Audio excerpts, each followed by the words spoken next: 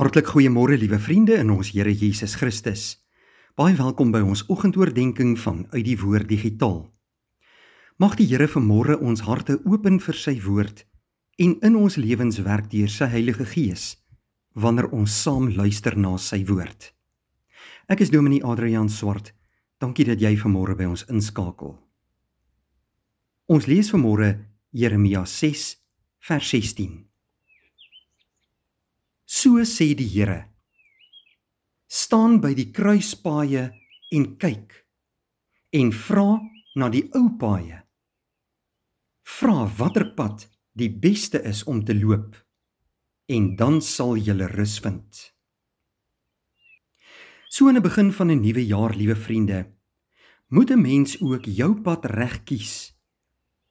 Dit is so noodsaaklik, liewe vriende, dat elke mens gereeld sy lewe in oënskou moet neem. Op watter pad loop ons? Ja, daar is gereeld kruispaaie wat in ons lewe na vore kom. Gaan ons links of gaan ons regs? Of gaan ons reguit aan? Is dit dalk die tyd om stil te staan en eers alles mooi te oordink? Miskien gebeur dit dat jy moet omdraai, terugdraai, omdat jy op die verkeerde pad lewe.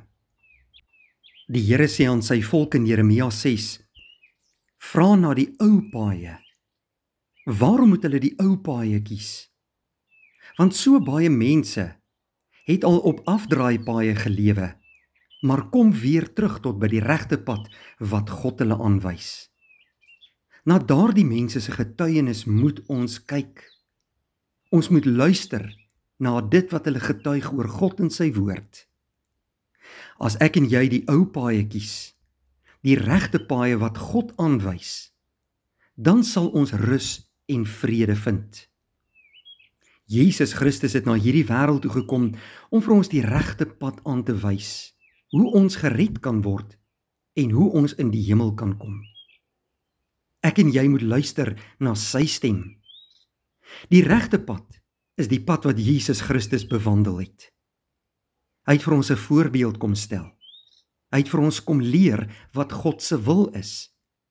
Hy het vir ons die regte pad kom aandui en hy nooi alle mense om agter hom aan te kom.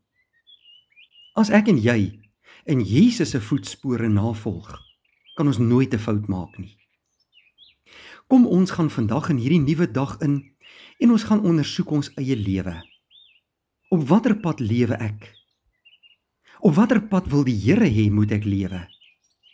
Neem dan vandag die regte besluite en kies die pad van Jesus. Deur die Heilige Gees wil hy jou opbou in die geloof, lei en beskerm, maar bo-al wil hy jou kom red van die sonde en die verderf. En as ons op sy pad lewe, dan sal ons in die hemel opeindig.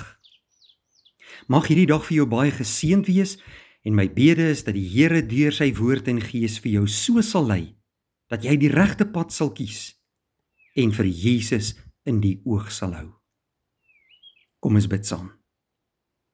Vader, baie dankie dat ons vanmôre voor u genadetroon kan stil word, en in hierdie nuwe dag in u naam kan begin. Dankie dat u ons vandag weer eens kom uitnooi om op Jesus se pad te loop. U vra dat ons, wanneer ons by 'n kruispad in die lewe kom, dat ons sal vra wat die regte pad is. Help ons om Jesus se pad te kies, sodat ons vrede sal vind. Beskerm, behoed en bewaar ons ook in hierdie mooi dag. Gee vir ons alles om van te lewe. En help ons, Here, dat ons oog op u gerig sal bly. In Jesus naam bid ons dit. Amen. Baie dankie vriende, 'n geseënde dag.